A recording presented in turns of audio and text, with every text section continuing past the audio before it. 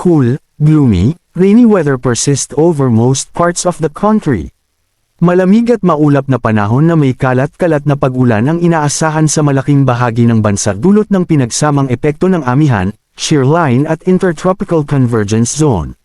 Mga dapat malaman. Isa, ang shear line ay nakakaapekto sa silangang bahagi ng Central at Southern Luzon.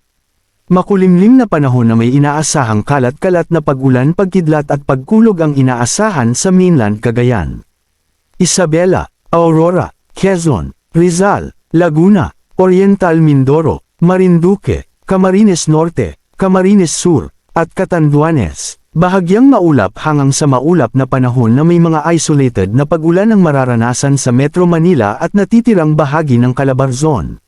2. Ang Intertropical Convergence Zone, ITCZ, ay makakaapekto sa malaking bahagi ng Visayas, Mindanao at ilang bahagi ng Southern Luzon.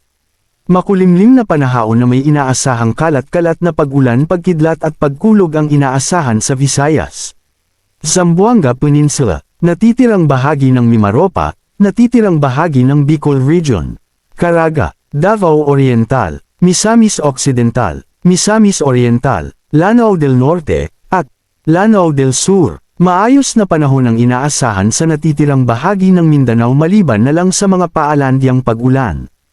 3. Ang amihan ay patuloy na makakaapekto sa Hilagang Luzon at natitirang bahagi ng Gitnang Luzon.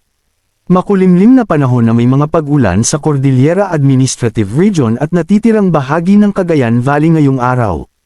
Bahagyang maulap hanggang sa maulap na panahon na may pailan-ilang mahihinang pag-ulan ang inaasahan sa Ilocos Region at natitirang bahagi ng Central Luzon.